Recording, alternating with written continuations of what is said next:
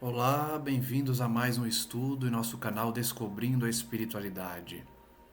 Estamos no estudo de número 36 do livro No Mundo Maior, psicografia de Chico Xavier, editado pelo espírito André Luiz.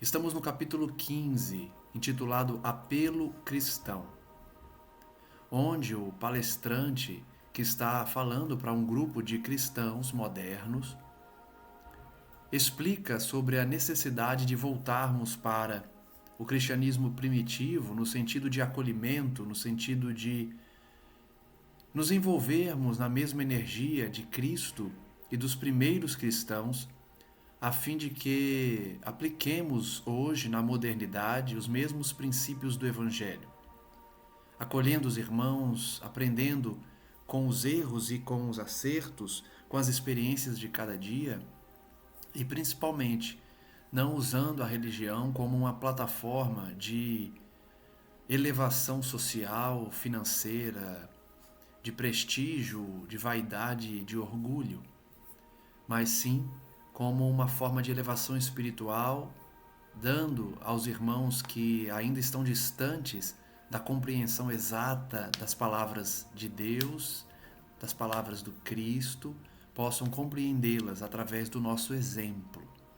Esses pontos principais foram tratados nos últimos estudos, onde nós demonstramos pelas palavras que estão na obra que o exemplo que arrasta e não apenas o palavreado, apenas o ensinamento, os comentários, especialmente quando não estão acompanhados da verdadeira prática do bem. Prosseguiremos então analisando a parte final desses comentários que ainda estão frisando para os presentes, que já estão muito emocionados, que precisamos olhar para o outro, criar empatia, enfrentar as dificuldades de cada dia, enxergando na dor como uma plataforma de elevação espiritual, que por meio do sacrifício, da renúncia, nós podemos encontrar essa paz dos espíritos superiores.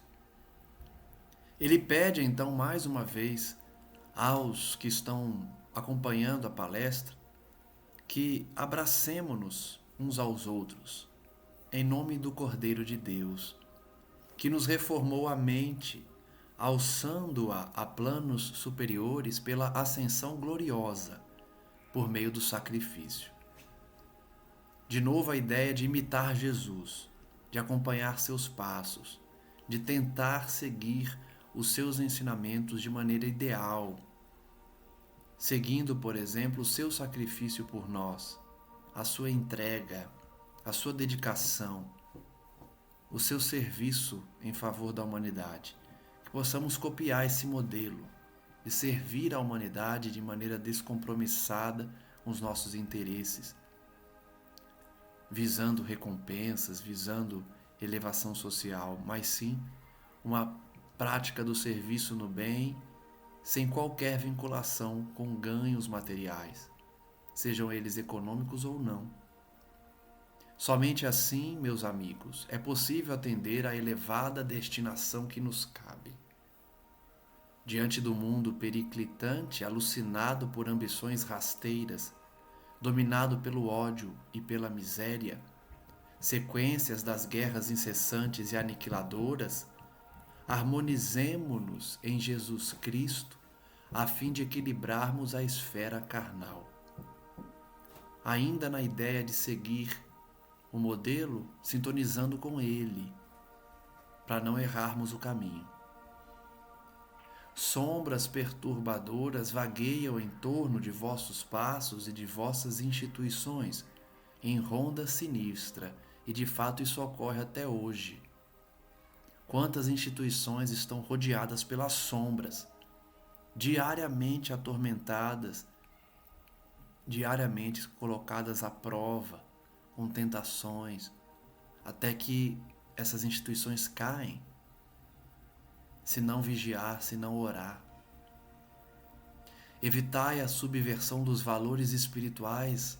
Olha como a linguagem dele é moderna. Hoje estamos vivenciando isso, a subversão dos valores espirituais. Tudo pode. tudo é permitido. Nenhum freio moral pode ser aplicado a essa juventude que clama por liberdade, uma liberdade irresponsável que visa somente satisfazer os prazeres imediatos, os valores da família, da caridade real, do respeito ao próximo, da observância dos deveres e das responsabilidades estão subvertidos na sociedade atual. Por isso o conselho dele é atual para nós todos. Afugentai as trevas que vos ameaçam as organizações político-religiosas. Vivemos uma era em que todas as organizações político-religiosas, ou quase todas, estão contaminadas, ameaçadas, feridas pelos valores materiais, pelos interesses mesquinhos, individualistas. Por isso, a mensagem é atual e visa resgatar o cristianismo primitivo, porque somente em Cristo é que encontramos esse porto seguro, essa certeza de que não há corrupção, de que as instituições voltadas a Cristo verdadeiramente não estão corrompidas por essa subversão de valores, por essas trevas.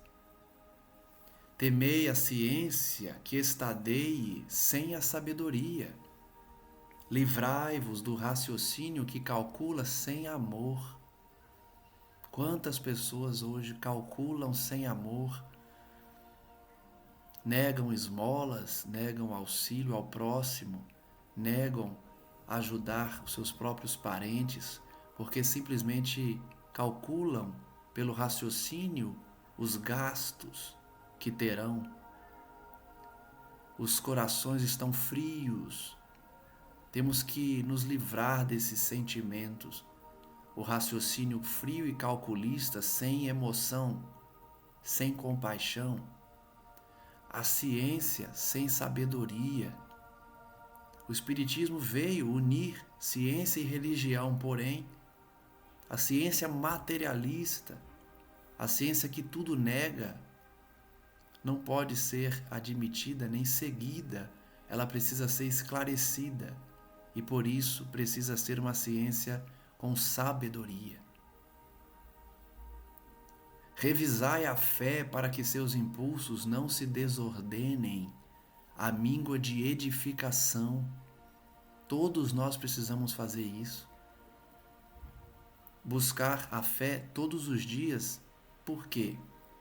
Para que os nossos impulsos, as nossas paixões não desordenem a nossa mente.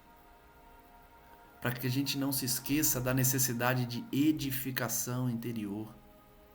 Essa construção íntima diária, vencendo as tentações e edificando a cada dia o reino de Deus dentro de nós, através do estudo, através das boas ações, através da meditação, do contato com o divino. A crosta da terra é atualmente um campo de batalha mais áspera, mais dolorosa. Vejam que essa obra foi escrita há tantos anos, né? Se eu não me engano, a publicação é de meados de 1950. Então, olha como é atual. Hoje está pior. Hoje esse campo de batalha está mais palpável. A gente consegue enxergar essa verdadeira guerra espiritual que estamos vivendo. Despertai a consciência adormecida e afeiçoai-vos à lei divina, olvidando o cativeiro multissecular da ilusão. Todos nós vivíamos nesse cativeiro, muitos ainda vivem. O cativeiro da ilusão da matéria, que pensa encontrar nos prazeres imediatos, na matéria propriamente dita, a ilusão da felicidade, uma felicidade que não é real, é ilusória. Muitos ainda estão nesse cativeiro. E o exercício que a gente busca aqui é nos livrarmos desse cativeiro a cada dia, priorizando o espírito e não a carne.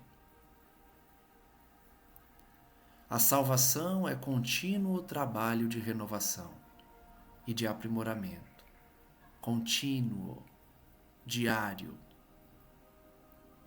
Ao mundo atormentado, proclamemos a nossa fé em Cristo Jesus para sempre.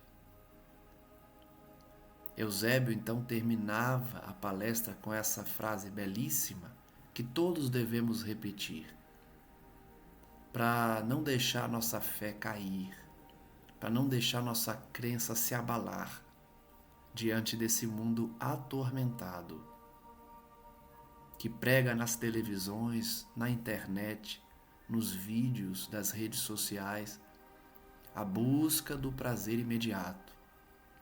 O sexo, a droga, a bebida,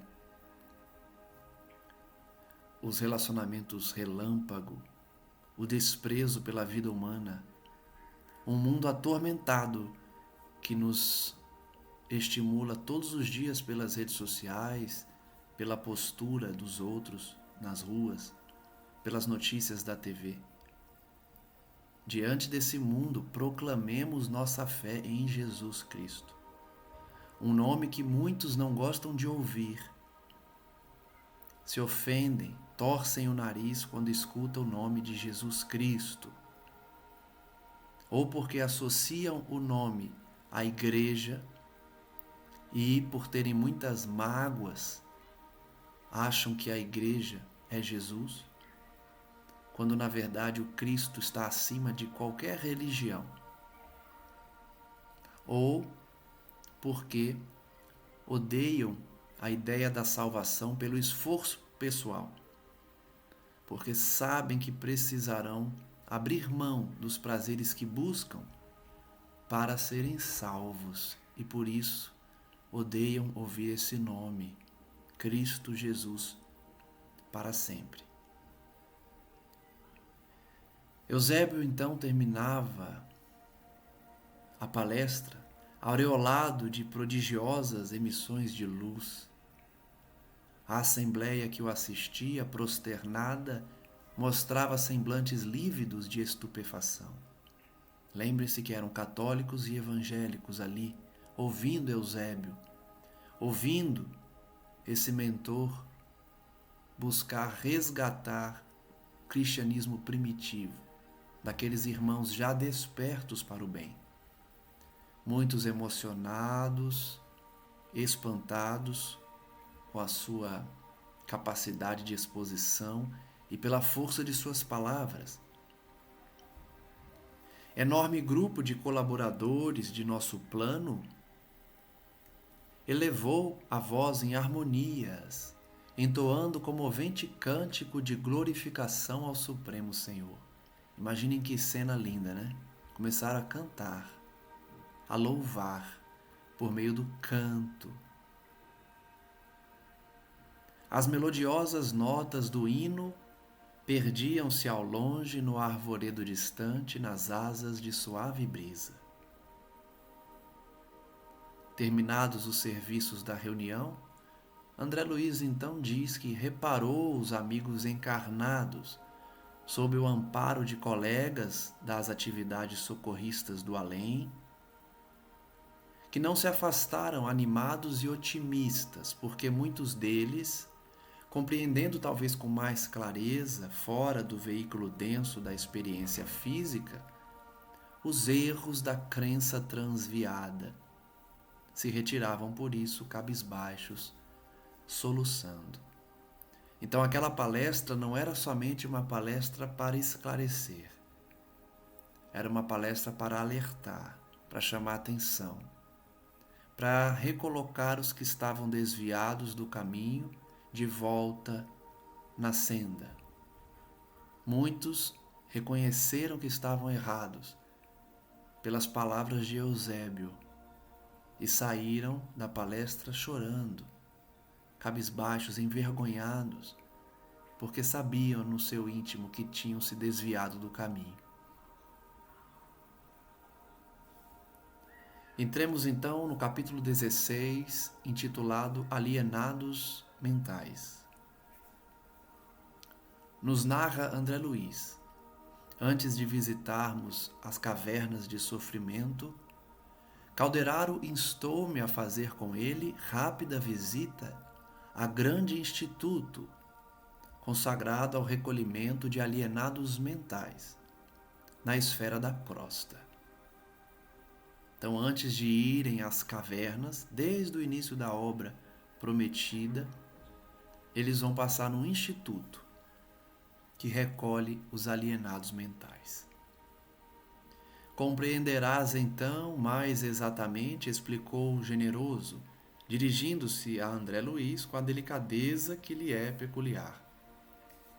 Compreenderás a tragédia dos homens desencarnados em pleno desequilíbrio das sensações. Então a gente já tem a primeira informação, que o instituto que recolhe alienados mentais no além recebe espíritos que desencarnaram no auge do desequilíbrio das sensações. Ou seja, eles não desencarnaram alienados mentais, desencarnaram, como vemos diariamente, pessoas com a capacidade mental plena, mas entregues ao vício, chegam no além e ficam loucos, alienados mentais.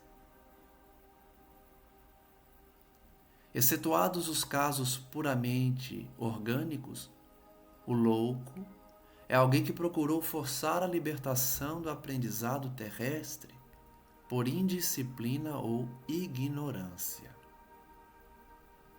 Ele está definindo louco, alienado mental, quem foge do aprendizado terreno. Como que a pessoa foge do aprendizado terreno? Ou pelo suicídio, ou por abusar das sensações e, consequentemente, desencarnar, que é uma forma de suicídio também. Então, o alienado mental no além está nessa situação por conta de uma desencarnação coroada de sensações menos dignas, por indisciplina ou por ignorância. Temos neste domínio um gênero de suicídio habilmente dissimulado. É um suicídio disfarçado. A autoeliminação da harmonia mental. Olha que alerta importante. Tem muita gente que pensa que suicídio é só quando se joga do prédio, quando usa uma arma contra a própria cabeça, quando usa uma corda para se asfixiar. Mas autoeliminar a harmonia mental também é suicídio.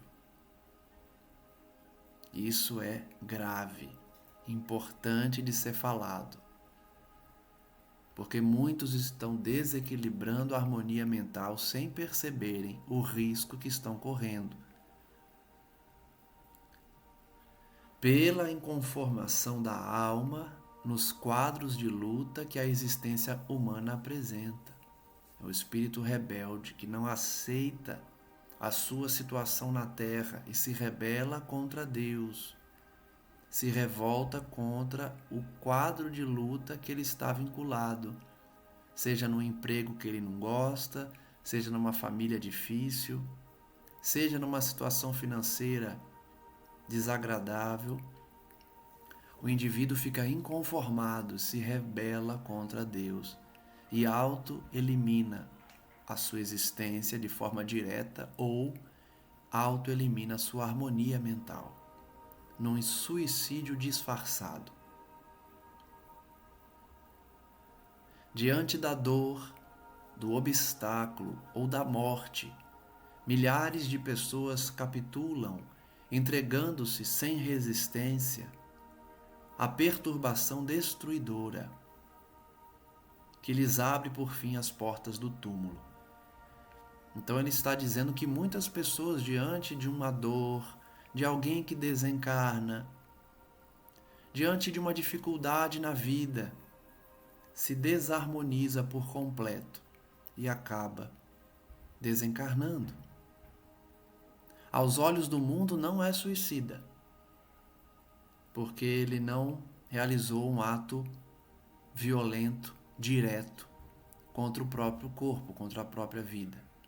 Porém, aos olhos da espiritualidade, é um tipo de suicídio, porque a pessoa ou desiste da vida e se afoga no vício, ou se rebela e começa a intoxicar a própria alma, que leva à morte.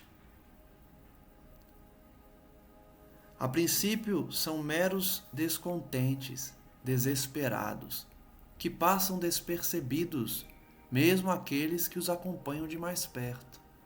Por isso eu disse que aos olhos do mundo não são considerados suicidas. São pessoas que estão descontentes, infelizes, desesperadas por conta de alguma situação. E aí ninguém está enxergando que a pessoa está se afundando. Pouco a pouco, transformam-se em doentes mentais de variadas gradações, de cura quase impossível, portadores que são de problemas inextricáveis e ingratos. Vejam que a mudança é lenta. Pouco a pouco, a pessoa vai se fechando, vai ficando perturbada, desequilibrada mentalmente. E é curioso ele usar a expressão de cura quase impossível, porque a pessoa não percebe, não aceita e alimenta um quadro de revolta. Por isso a cura é quase impossível. Para ela acontecer, o indivíduo precisa perceber a situação e mudar de estado mental. Imperceptíveis frutos da desobediência começam por arruinar o patrimônio fisiológico que lhes foi confiado na crosta da terra e acabam empobrecidos e infortunados. Então, pouco a pouco, a pessoa vai se afundando, vai arruinando o seu corpo pelo excesso de vícios, pela cólera, pela revolta, pela depressão. Vai minando esse corpo emprestado a ela para viver na terra. Aflitos e semi-mortos são eles, homens e mulheres, que desde os círculos terrenos padecem encovados em precipícios infernais por se haverem rebelado aos desígnios divinos. Vejam que ele está usando uma expressão de que a pessoa começa a viver o inferno já na terra. E eu digo inferno porque ele usou a expressão precipícios infernais. A pessoa já começa a se entregar à sombra e à morte ainda na terra, se rebelando aos desígnios divinos. Antes de desencarnar, a pessoa já está se vinculando ao sofrimento do umbral, preterindo-os na escola benéfica da luta aperfeiçoadora pelos caprichos insensatos. Quantos conseguimos identificar nessa situação? Pessoas revoltadas, que não aceitam, que não querem ouvir a ninguém, muito menos falar de religião. Por isso eu disse agora há pouco, pessoas que não gostam de ouvir o nome de Jesus. Torcem o nariz, se rebelam, porque os seus caprichos insensatos não foram satisfeitos. E aí matam Deus nas suas consciências e abraçam o mundo, mergulhando no sofrimento do umbral ainda na terra. Guardando carinhosamente a observação, André Luiz narra que acompanhou o mentor na excursão matinal ao grande estabelecimento, onde os mentecaptos eram em grande número. Imaginem vocês, né? Eu faço um trabalho voluntário aqui, que eu visito uma instituição que também tem alienados mentais, mas são os alienados mentais daqui da Terra. Imagine lá. Lá tem muito mais. Porque, como eu disse, não são alienados mentais por conta de uma deficiência física. Não são porque reencarnaram num corpo doentinho. São espíritos que eram perfeitos no sentido físico aqui na Terra, que estavam rindo, que estavam gozando a vida. Só que no além se tornam alienados mentais. Quantos? Quantos depois da morte enlouquecem? Ele diz então que eram em grande número. No primeiro pátio que topamos, compacta era a quantidade de mulheres desequilibradas que palestravam, conversavam entre si. Então, o primeiro pátio desse hospital é a ala feminina, onde várias mulheres desequilibradas conversavam. Uma velha de cabelos nevados, mostrando acerba ferocidade no olhar, envergava o uniforme da casa, como quem arrastasse um vestido real, e dizia a duas companheiras apáticas: na minha qualidade de marquesa, não tolero a intromissão de médicos inconscientes. Então, olha só, hein? A primeira descrição é de uma mulher que está com as roupas do instituto. Ela está com roupa de uniforme, mas ela acha que está como uma duquesa, como uma marquesa, né? Uma pessoa da nobreza, dizendo não admitir a interferência de médicos. Creio estar presa por motivos secretos da família, que averiguarei na primeira oportunidade. Então, olha, ela não percebe que desencarnou, isso é muito comum. Ela acha que está internada num hospital por ordem da sua família. Não percebe que morreu. Isso acontece muito.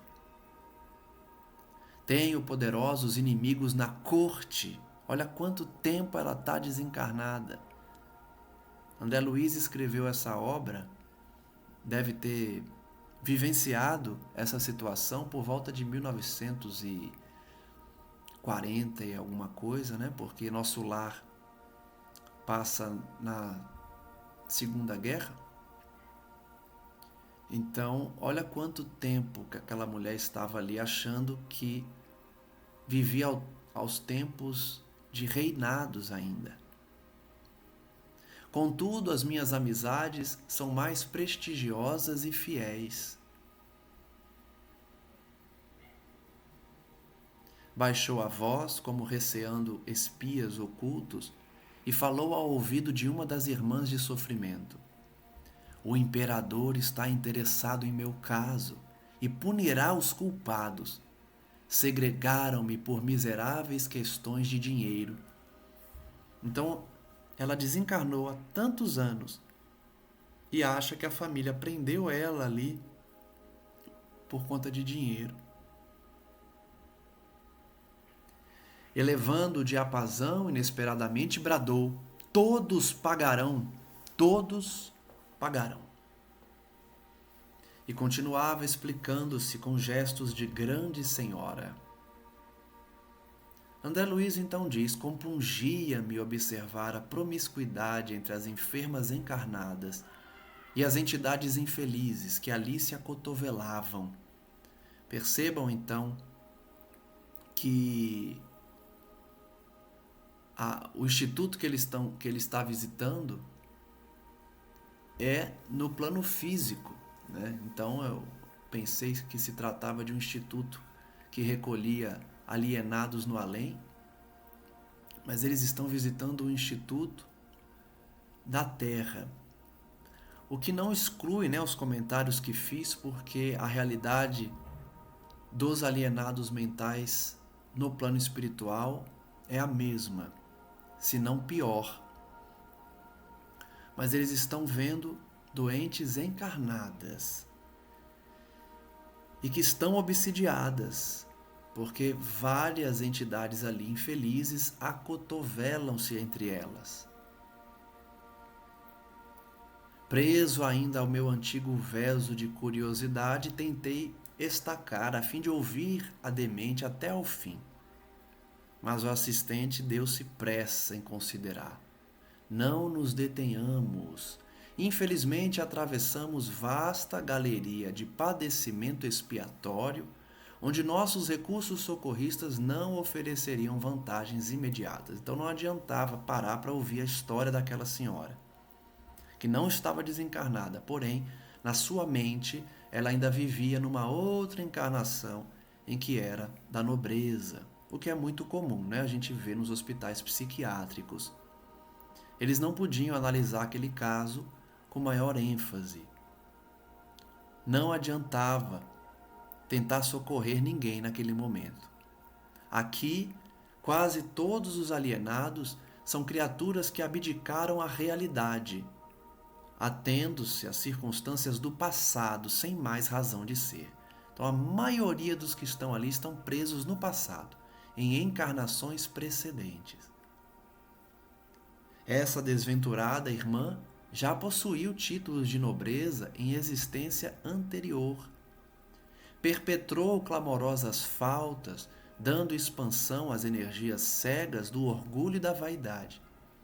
Então vejam que mesmo que ela esteja encarnada, no primeiro momento eu pensei que ela estava desencarnada, não faz diferença o aspecto que nós estávamos analisando. Por quê? Ela continua vivendo no passado, em existências anteriores, onde ela errou, onde ela falhou, a sua consciência lhe cobra, e pelo orgulho e pela vaidade ela acabou alienando-se mentalmente. Renascendo em aprendizado humilde para o reajustamento imprescindível, alarmou-se ante as primeiras provações mais rudes da correção benfeitora. Então aquela senhora reencarnou, não estava alienada mental ainda, mas diante do primeiro obstáculo da vida, acabou enlouquecendo. Reagiu contra os resultados da própria sementeira, entregou o invólucro físico ao curso de ocorrências nefastas e, por fim, situou-se mentalmente em zonas mais baixas da personalidade, passando a residir em pensamento no passado de mentiras brilhantes. Então ele volta para aqueles conceitos que a gente já estudou sobre os andares do cérebro, em que o primeiro andar é esse andar da subconsciência, do instinto, onde estão arquivadas as memórias do passado, demonstrando que aquela senhora, diante do primeiro obstáculo, regressou para essa área do cérebro e intentou vivenciar somente as experiências do passado. Não quis enfrentar as consequências dos seus atos nessa existência e fugiu da responsabilidade. Não quis redimir-se e devolver o que tirou. Preferiu alienar-se depois de se entregar a ocorrências nefastas, que ele não diz quais são, porém a gente imagina, né? Ela se entregou à bebida, ao vício, enfim, e acabou vivendo no passado, dentro da própria mente. Agarrou-se desesperada às recordações da marquesa vaidosa de salões que já desapareceram e perambula nos vales da demência em lastimáveis condições.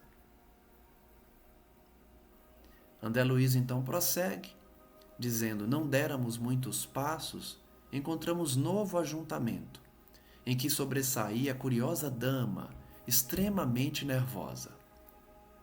Deus me livre de todos, Deus me livre de todos, gritava inquieta. Não voltarei, nunca, nunca.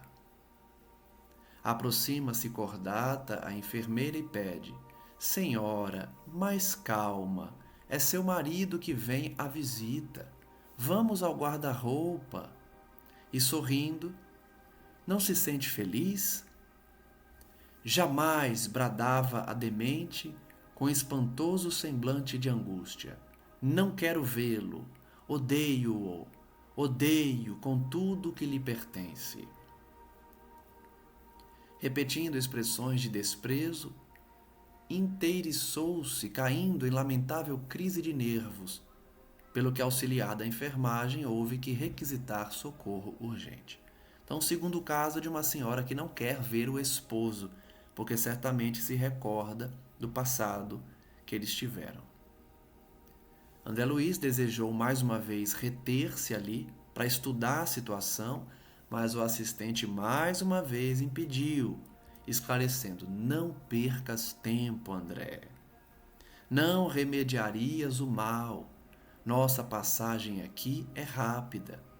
A gente sabe que André Luiz é bem curioso, né? E ele quer estudar os casos, mas não era hora para isso, porque eles não poderiam ser úteis ali. Recomendo apenas anotes o refúgio de todos os que se esquecem dos deveres presentes, pretendendo escapar aos imperativos da realidade educadora. Mas essa fala é muito preciosa para o nosso estudo. A orientação que ele dá para André Luiz é o seguinte: André, a gente não tem tempo para analisar o caso, mas se você quiser anotar alguma coisa de importante, anota o seguinte: a situação dessa senhora é a consequência para todos aqueles que se esquecerem dos deveres e quererem fugir da educação que a reencarnação dá, que a vivência na Terra dá.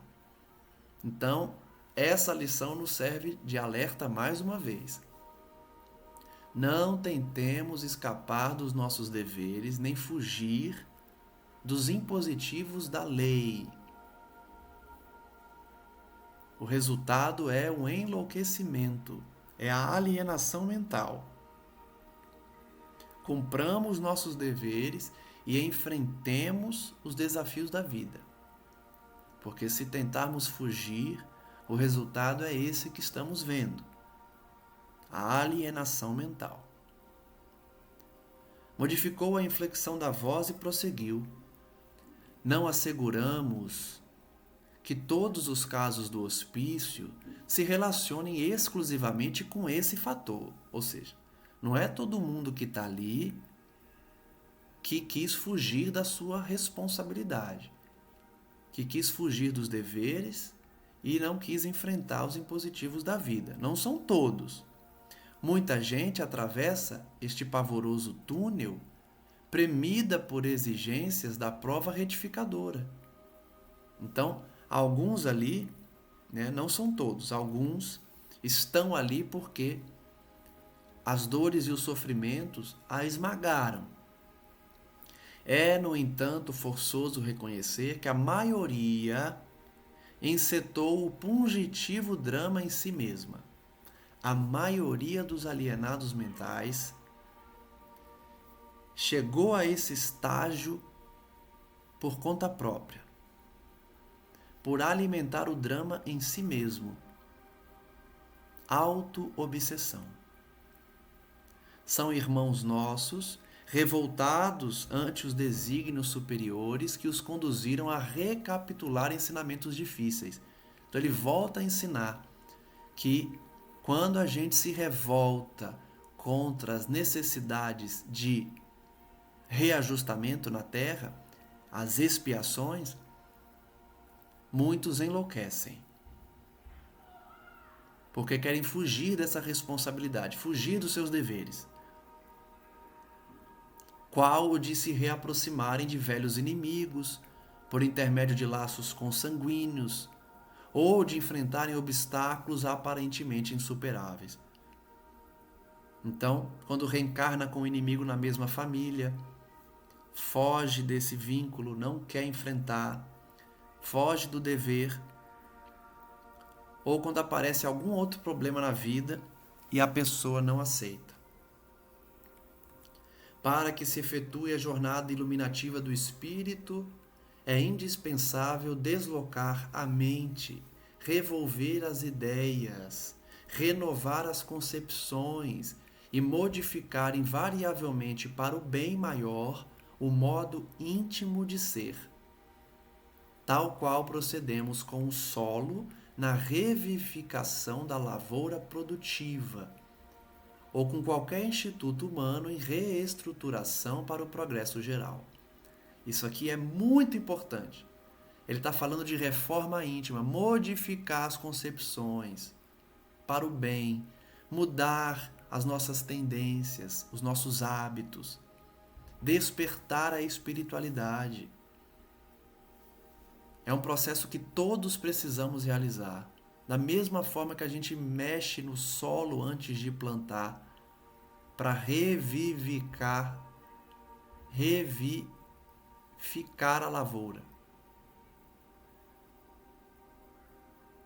Negando-se, porém, a alma a receber o auxílio divino, pelos processos de transformação incessante que lhe são oferecidos, em seu benefício próprio, pelas diferentes situações de que os dias se compõem no aprendizado carnal, recolhe-se à margem da estrada, criando paisagens perturbadoras com desejos injustificáveis.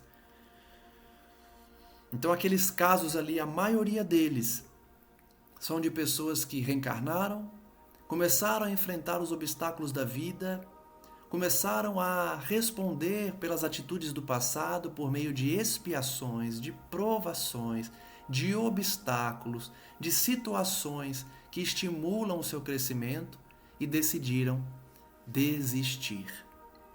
Decidiram colocar-se à margem da estrada e estacionar. Não mais seguindo adiante. Esses são os alienados mentais. Quase podemos afirmar que 90 em 100 dos casos de loucura, excetuados aqueles que se originam da incursão microbiana sobre a matéria cinzenta, começam nas consequências das faltas graves que praticamos. Olha só. De 100 casos, 90 são decorrentes da fuga que nós empreendemos ao não querer enfrentar as nossas problemáticas, ao não querer enfrentar as nossas necessidades expiatórias. 90 de 100. Esses 10 que são a exceção decorrem de doenças mesmo no cérebro, na matéria cinzenta. A maioria, ou seja, os 90%, são decorrentes de faltas graves que praticamos no passado e que, quando enfrentamos as consequências, pretendemos fugir da responsabilidade. Com impaciência, com tristeza, por meio de atitudes mentais que imprimem deflexões, que ele vai dizer que são desvios na tradução da editora, ao caminho daqueles que as acolhem e alimentam. Então, na verdade, o alerta de Eusébio de Calderaro, o instrutor de André Luiz, é que quando a gente reencarna para enfrentar as consequências dos nossos atos, temos que tomar o cuidado de não nos rebelarmos, de não tentarmos fugir das nossas responsabilidades. Porque 90% dos casos de alienação mental decorrem das faltas graves do passado e da fuga que empreendemos quando reencarnamos. No momento que chega de enfrentar as consequências, que sempre vêm acompanhadas de expiação, nós decidimos desistir, desviando então o caminho de quem alimenta essa fuga. Instaladas essas forças desequilibrantes no campo íntimo, inicia-se a desintegração da harmonia mental. Ele volta então lá atrás, quando explicou que desintegrar a harmonia mental é uma forma de suicídio. Aqueles que estão ali desequilibrando o seu campo íntimo estão no processo de desarmonia mental. Esta, por vezes, perdura não só numa existência, mas em várias delas. Olha só. Até que o interessado se disponha com fidelidade a valer-se das bênçãos divinas que o aljofram para restabelecer a tranquilidade e a capacidade de renovação. Então essa informação também é forte. O indivíduo passa às vezes várias reencarnações na condição de alienado mental, até ele decidir enfrentar. Enquanto ele decidir fugir, ele vai se desequilibrar mentalmente. Às vezes passa várias encarnações como alienado mental, até decidir enfrentar, para restabelecer essa tranquilidade, essa capacidade de renovação, que são inerentes à sua individualidade, no abençoado serviço evolutivo. Que sirva de lição para todos nós, para que a gente não incida nessa alienação. A gente enfrente logo, aceite a dor e comece a enfrentá-la, a superá-la nesse serviço evolutivo, para evitar a alienação mental.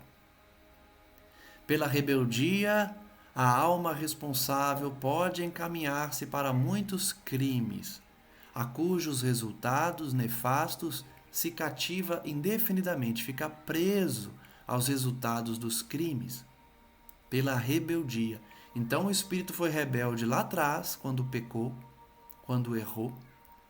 E aí quando vai responder pelo crime, continua rebelde e aí aliena-se mentalmente. Fica preso às consequências desses crimes. E pelo desânimo, é propensa a cair nos despenhadeiros da inércia, com fatal atraso nas edificações que lhe cabe providenciar. Então a pessoa decide estacionar, decide ficar parada, ociosa. Não vai conseguir evoluir, avançar, porque aquelas dívidas vão ficar esperando serem saldadas, serem pagas. O indivíduo adotou a inércia, a dívida espera. E aí nós vemos que em muitos casos o indivíduo continua alienado mental por várias encarnações, até decidir enfrentar a consequência dos seus atos do passado.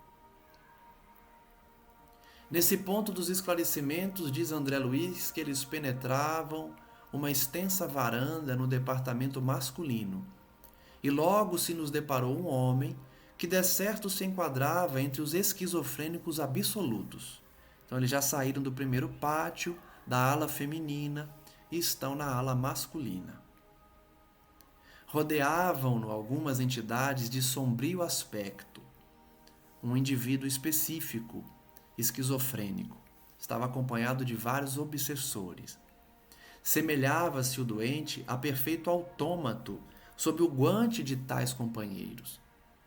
Exibia gestos maquinais e, ao guarda que se aproximava cauteloso, explicou em tom muito sério: "Venha, seu João, não tenha receio. Ontem eu era o leão, mas hoje sabe o senhor o que eu sou?" Ante o enfermeiro hesitante, concluiu: "Hoje sou a bananeira." André Luiz, diante dessa cena triste, lamentável, diz: "Encontraria eu, sem dúvida, no caso, excelente ensejo de enriquecer experiências, porquanto de pronto reconhecer a entrosagem completa entre vítima e obsessores que lhe eram invisíveis. O desditoso era rematado fantoche nas mãos dos algozes tipicamente perversos. Então era um doente que estava entregue aos obsessores, que no dia anterior havia adotado a postura de um leão, certamente bravio, mas naquele dia ele se intitulava bananeira. Por quê?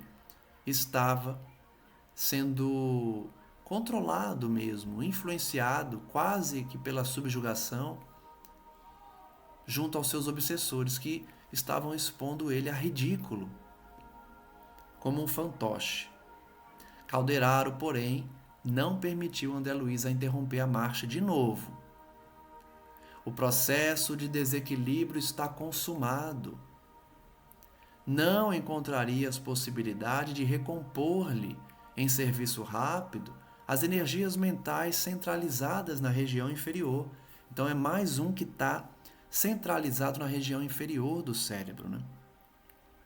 E já está consumada a obsessão. André Luiz nada poderia fazer. O indivíduo está completamente desequilibrado. O infeliz vem sendo objeto de práticas hipnóticas de implacáveis perseguidores. Acha-se exposto a emissões contínuas de forças que o deprimem e enlouquecem. Já era um caso de hipnose obsessiva. Céus, exclamei aparvalhado, como socorrê-lo? Calderaro então diz: trata-se de um homem que em encarnações anteriores abusou do magnetismo pessoal. Olha o alerta para todos nós. Magnetismo pessoal é aquela força, aquela energia que muitos possuem de convencer os outros, de cativar os outros com a sua palavra, com o seu discurso, com a sua presença. Muito cuidado com o uso dessa energia, dessa força magnética. Aquele homem que está ali, completamente alienado, completamente subjugado por seus inimigos espirituais, era um magnetizador. André Luiz então ficou surpreso e disse: como? As ciências magnéticas são de ontem, são recentes. Calderaro então estampou aquele olhar de condescendência, de compreensão e respondeu: acreditas que teriam sido iniciadas com Mesmer, André? Sério mesmo, André, que você acha que o magnetismo começou com Mesmer? Sorridente, completou: se considerarmos o sentido literal do texto, o abuso de magnetismo pessoal teria começado com Eva no paraíso. Então, olha só, ele fez uma brincadeira, né? Ele estava sorrindo, usando a linguagem figurada da Bíblia em relação a Adão e Eva, dizendo que o magnetismo pessoal não começou com Mesmer. Se formos analisar, começou com Eva. Se tivéssemos a crença, né, do início da era com essa figura mitológica da Bíblia. Ele então prossegue: em pretérito não muito remoto, nosso imprevidente amigo se excedeu em seu potencial de fascínio, desviando-o para aventuras menos dignas.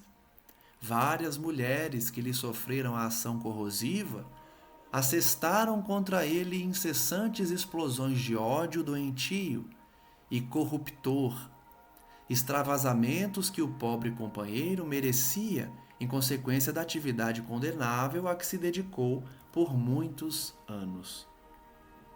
Então nós vamos aprofundar nesse caso no próximo estudo, mas a gente pode já perceber que aquele indivíduo que está sofrendo a ação de espíritos obsessores pelo magnetismo é culpado porque usou do magnetismo pessoal para enganar mulheres no passado. E agora retornava ali completamente subjugado junto àquelas entidades, porque identificavam nele a culpa, o remorso. E aí faziam da mesma forma que ele fez, com magnetismo, hipnotizando para expô-lo a ridículo.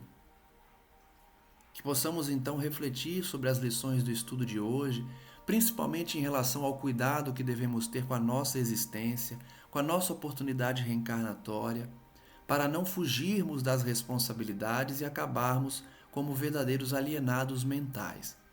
Vimos que a visita de André Luiz e Calderaro a um instituto aqui da Terra servirá como referência para ele continuar os seus estudos nas zonas das cavernas e que muitos que estão ali vivem no passado porque não querem enfrentar as consequências dos seus atos e, consequentemente, o que fizeram como expiações atuais. Que nós todos possamos então refletir sobre tudo isso, rogando a Deus, rogando a Cristo Jesus, que não nos abandone nesses momentos de enfrentamento do passado, em que nós vamos de forma muito misericordiosa, muito amorosa, saldando as dívidas pouco a pouco, a fim de regressarmos ao bom caminho e podermos usufruir de uma paz interior, uma paz de consciência que somente aqueles que decidiram enfrentar e vencer as provações e expiações conseguem alcançar. Pedimos, portanto, forças aos nossos amigos espirituais para continuarmos nessa jornada de redenção pessoal, vencendo as nossas limitações, vencendo as nossas influências negativas, as auto-obsessões que muitas vezes infligimos a nós próprios, para que recebamos aqueles a quem fizemos mal, restaurando a ordem, rogando perdão e perdoando também a quem nos fez mal. Que a paz do nosso Senhor Jesus Cristo, nosso Mestre, nosso Salvador, possa nos envolver e que possamos, conforme Eusébio orientou, abraçar a imagem de Cristo em nossas vidas, dando exemplo às pessoas e falando dele, professando a nossa fé, por meio dos nossos atos principalmente. Demonstrando que somos esses cristãos verdadeiros que resgatamos a vivência do cristianismo primitivo para honrar a Cristo na sua maior pureza. Que as entidades amigas possam nos acompanhar nesse processo e que todos caminhemos juntos para não mais cairmos em tentações, para não mais nos desviarmos do caminho e estarmos juntos na caminhada que leva todos nós ao retorno junto ao Pai. Muito obrigado, mestre amigo, e rogamos, como sempre, que Maria Santíssima, Rainha do teu reino, continue a abençoar, a envolver com seu manto sagrado toda a terra, auxiliando especialmente aqueles que pelas portas do suicídio ou do crime acabaram se envolvendo ainda mais nas trevas que abominam o mundo e que ameaçam as instituições. Que a paz do nosso Senhor Jesus Cristo chegue a todos que estão em nossos pensamentos e que essa luz possa despertar aos espíritos que já reconhecem a necessidade de arrependimento e de retorno ao Pai, hoje e sempre. Que assim seja, graças a Deus e até o próximo estudo.